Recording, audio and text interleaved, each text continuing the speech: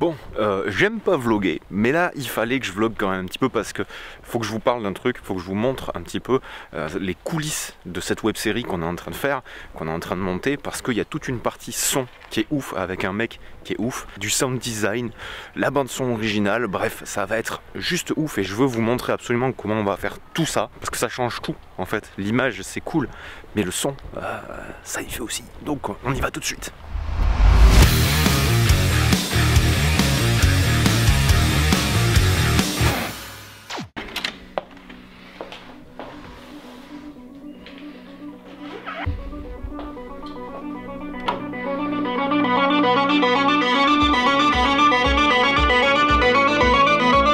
Hello, comment ça va Ben? Ça va. Donc me voilà avec Ben. Alors vous avez vu que nos fringues ont changé parce qu'on n'a pas tout tourné le même jour, puisque c'était quand même beaucoup de boulot. Mais du coup ce qu'on avait envie de vous expliquer, ce qu'on avait envie de dire, c'était un petit peu comment on a géré toute la partie son. Et c'est ce monsieur qui gère tout ça. On va vous expliquer plusieurs choses, notamment les prises de son, comment on les a fait, parce que vous avez pu remarquer que le son est quand même de haute qualité, et ça, tout ça c'est grâce à lui. Le sound design et la musique. Donc on va parler un petit peu de tout ça et on va essayer de vous montrer aussi comment ça a été fait pour que vous puissiez faire des choses un peu dans le même style. Et donc on va commencer tout simplement par la prise de son, et là on va révéler la grande escroquerie. Et oui, la grande escroquerie. En fait on n'a absolument pas utilisé le son de la vidéo quand on a fait les prises vidéo. Tout simplement parce que on n'avait pas du tout de contrôle en fait sur ce qui se passait dans l'endroit où on filmait. On avait beaucoup de bruit parasite. Ouais. En gros, pour vous donner une idée, le son original ça donne ça. Il ne faut pas confondre le grain et le bruit. Il ne faut pas confondre le grain et le bruit. Et donc Ben, explique aux gens comment on a fait pour avoir ce son si extraordinaire. Ouais, non, comme le disait François, on a eu ces bruits parasites, des bruits de tôle, etc. Et donc il a fallu le remplacer pour avoir quelque chose de plus propre, de plus fidèle en fait au dialogue et de plus soyeux quoi, dans le sens où il fallait des fois qu'on puisse entendre François, Guillaume chuchoter. Donc on a tout simplement tout doublé. C'est ça. Voilà, on a pris un micro, on s'est mis en studio, on a pris le son témoin de la caméra. Et on a fait en sorte, sous forme d'imitation, la réplique exacte de ce qui avait été fait. On peut l'enquiller d'un coup, on essaye? Ouais, on va essayer. Vas-y, c'est parti. Fuji, Nikon, Olympus, Pentax. Mais Red, pourquoi? Non. Ouais, je sais pas, attends. C'était sur ta voix. L'avantage de ça, c'est aussi que dans le jeu, dans l'acting, parfois, puisque personne n'est vraiment professionnel non plus, et là je pense que je révèle pas de secret quand je dis ça, non, mais la tête raconte quelque chose, et là on peut aussi travailler l'intonation quoi. C'est-à-dire que des fois il y a des phrases qui sont dites assez fortes, et là on va pouvoir aller les faire chuchoter. Et tout en gardant du coup cette ambiance de grange, on va réussir à mettre en valeur des petites subtilités dans le dialogue qui rendent la vidéo et l'acting beaucoup plus poussé, beaucoup plus pro en fait. Le fameux je hais la semoule. Exactement. Qui à la base était un je hais la semoule et qui est devenu je hais la semoule. Je hais la semoule. Voilà. Qui change tout. C'est entre guillemets, alors de la triche, je sais pas si c'est de la triche, c'est des techniques qui sont aussi utilisées dans certains films par des pros, mais c'est vrai que nous on a fait un petit peu avec les moyens du bord, et que pour avoir un rendu qui rende vraiment pro, c'est la solution la plus efficace qu'on a trouvée. Par contre c'est un exercice qui est pas évident, parce que, alors Guillaume s'en est très bien sorti. Toi aussi, François. Ouais, mais c'est vrai que des fois tu as l'impression de répéter exactement la même chose, et tu te rends compte que pas du tout. Ouais. Mais pas du tout. Vrai. Quand on est arrivé sur le tournage le premier jour, on pensait faire les prises son en direct en fait. Et c'est vraiment la contrainte de la pluie sur la tôle et de ces bruits parasites qui a fait qu'il a fallu très rapidement jongler avec ces problématiques là, et qui nous a donné cette idée de tout doubler en studio. On a appris sur le tard quoi. Tu l'avais un peu en tête quand même. Je l'avais en tête, j'avais ma petite bouée de sauvetage, mais je me disais vraiment que si on pouvait faire le son du premier coup, c'était quand même mieux. Et au final, voilà, comme tu le disais, le rendu en fait n'a rien à voir. Il y a quand même aussi justement tout ce contexte un peu réaliste à recréer dans un second temps quoi. Et ça me fait une transition parfaite, parce que pour recréer le côté réaliste, il y a eu du sound design. Et alors la musique, je sais pas si ça joue sur le côté réaliste, mais ça amène de l'ambiance. Et ça on va vous en parler tout de suite, mais juste après ce petit intermède sponsorisé de notre sponsor de cette vidéo. vidéo qui est Artlist. Artlist, c'est la plateforme que j'utilise, que ce soit pour mes clients ou pour YouTube. Je télécharge toutes mes musiques dessus quand j'ai pas forcément Benoît qui m'aide à faire de la composition pure. Et justement, en ce moment, ils ont sponsorisé cette vidéo parce qu'ils organisent un concours dans lequel il y a plus de 10 000 $ de lot à gagner, un concours de sound design. Donc je vous encourage à aller dans la description voir le lien qui vous explique comment participer à ce concours et comment créer vous-même votre sound design à partir d'Artlist. Et puis on se retrouve tout de suite avec Benoît. Et merci Artlist pour le sponsoring de cette vidéo parce que ça contribue à permettre de développer la web série. Donc merci beaucoup et on reprend tout de suite notre vidéo. Voilà, donc si vous n'avez pas un compositeur sous la main avec un petit studio, vous pouvez très bien aller chez Artlist aussi, c'est hyper intéressant. Moi, à part pour cette série, j'utilise Artlist pour toutes mes prods, donc voilà, c'est très bien. On en revient donc au sound design parce que si on écoute bien avec un bon casque et tout ça, on entend qu'il y a des bruits qu'on a recréés, puisque comme on a dégagé toute la piste, on a été obligé du coup de recréer absolument tous les sons. Et c'est vrai que là, on se rend compte que la moindre main qui se pose sur la table, si elle y est pas, c'est ça. Eh ben, ça sonne faux. Ça sonne faux. À des moments, limite, il faudrait presque regarder la vidéo sans son du tout et laisser son imaginaire se faire une idée de ce qu'on est censé entendre à ce moment-là. Dans la vidéo, c'est quoi? C'est le bruit du cuir, c'est les bruits des mains qui se posent, le bruit de la tasse, les bruits des pas, quand tu tapes sur la tôle, il faut qu'on entende quelque chose. Et toutes ces choses-là, en fait, avec ce qu'on a sous la main, il faut réussir à les recréer. C'est ça. Et donc ce qui est rigolo, c'est qu'en fait, il y a eu tout un passage après avoir enregistré les voix où eh ben, on s'est posé devant l'écran, on a regardé et on a mimé ce qu'on faisait, on a refait tous les gestes, c'est pour ça que du coup les bruits de cuir sont synchro avec les mouvements de Guillaume et tout, les mains posées sur la table, et puis après on a tapé sur des trucs. Les bruits de tôle qu'on entend à la fin de l'épisode 1 par exemple. Voilà, c'est ça, c'est juste ça. Donc ça casse un peu le mythe, mais ça marche tout de suite quoi. On comprend et pareil dans l'épisode 2, le début, en fait, les pas de Guillaume qui montent sur la palette.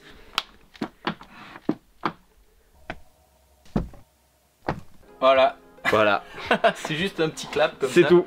En fait, avec des sons qui ne sont pas du tout les sons d'origine, on peut arriver à recréer des sons qui font très réalistes. C'est intéressant de se dire qu'on peut employer en fait des sons qui sont pas du tout les sons qui représentent ce qui se passe vraiment, mais qui marchent. Parce que dans le sound design, il y a un truc aussi, c'est que si vous décidez de refaire à l'identique une scène en imaginant ce que votre oreille va devoir entendre et que vous le faites avec les vrais objets en question, typiquement le bruit de pas sur la palette, si on avait posé une palette dans le studio et qu'on avait enregistré des pieds qui montent sur une palette, on n'aurait pas du tout eu en fait le rendu que l'oreille attendait quoi. Ce qui est hyper passionnant, c'est de se dire que quand on refait ces bruitages aussi, on essaye de les sublimer en fait. Et donc le bruit de tôle, c'est pas juste un poc-poc, c'est tout un casier qui est en train de vibrer. Et il y a ce truc là qui en fait qui fait gonfler vraiment l'énergie du son et qui fait que quand on regarde la vidéo, à la fin on se dit waouh, tout est ultra réaliste et on crée une immersion qui est super intéressante quoi. Et du coup ça nous amène à la dernière partie qui est celle qui je pense te tient le plus à cœur et qui fait aussi énormément sur l'ambiance, la qualité puis l'immersion dans la vidéo.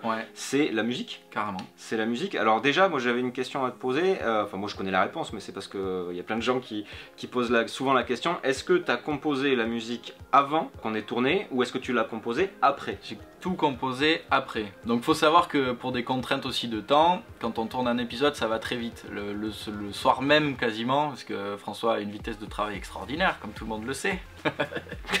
Le soir même des tournages je reçois quasiment une V1 basse définition que je rentre donc dans mon logiciel de musique et donc je découvre en direct le montage. Et l'idée pour bien faire les choses, puisque on prenait la comparaison d'aller chercher du sound design sur des sites et de ça, la plus-value du compositeur c'est de vraiment composer la musique sur les images. Voilà. Donc la première fois que j'ai reçu les images, j'ai eu plusieurs questions qui me sont venues à l'esprit du coup.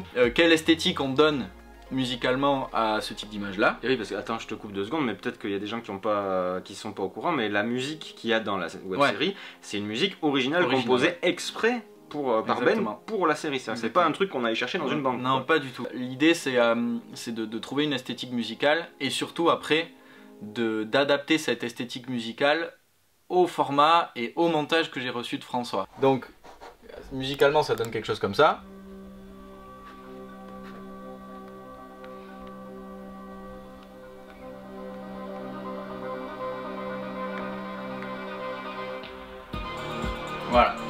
Et donc vous voyez là, moi j'ai mon témoin qui était le montage sans les plans d'illustration. Et mon idée, ça va être de commencer par mettre des marqueurs sur la vidéo à tous les endroits où il va me falloir des drops. Pourquoi? Parce que faut pas oublier que c'est pas un clip musical, c'est une web série. Donc typiquement tous les passages de dialogue entre François et Guillaume, il faut laisser la place au dialogue et on n'a pas besoin d'avoir une batucada derrière quoi. Donc l'idée c'est que moi je travaille comme ça, je marque mes drops, je marque tous les moments où je vais vouloir que la musique elle explose un peu. Et ça c'est quelque chose que vous pouvez faire sans avoir de compositeur sous la main, clairement. Vous identifiez sur la musique que vous avez pris le moment où la musique elle pète un peu. Et vous allez le placer sur le moment où à l'image il faut que ça pète. Et à partir de là, vous tirez vers la droite, vous tirez vers la gauche, vous mettez le petit fondu qui va bien, et là, Je suis sûr que t'as des réglages secrets. et au milieu du dialogue, pour créer un événement, je rentre la musique, au loin. Voilà. Bonsoir. Laisse-moi sortir, putain. Et ça crée une tension en fait. Non. Ça pète pas, mais ça crée juste une Même pas tension. prendre un petit café. Moi je sais juste que mon morceau il va exploser après, donc je laisse monter la sauce entre guillemets, ce qui fait qu'on peut avoir des longueurs à l'image, on a une texture derrière qui marche. Et au moment où ça pète, donc je vous l'ai montré tout à l'heure, on a ce drop, cette cassure qui marche à la fois à l'image et dans la compo sonore. Déjà dans l'intention en fait pour le style et pour le mood, qu'est-ce qui t'a inspiré en fait, comment tu t'es dit je vais partir dans ce style là parce que ça colle? Alors la réponse elle est très simple et c'est à peu près la réponse je pense pour tous les posts des vidéos que vous pouvez regarder sur la web série.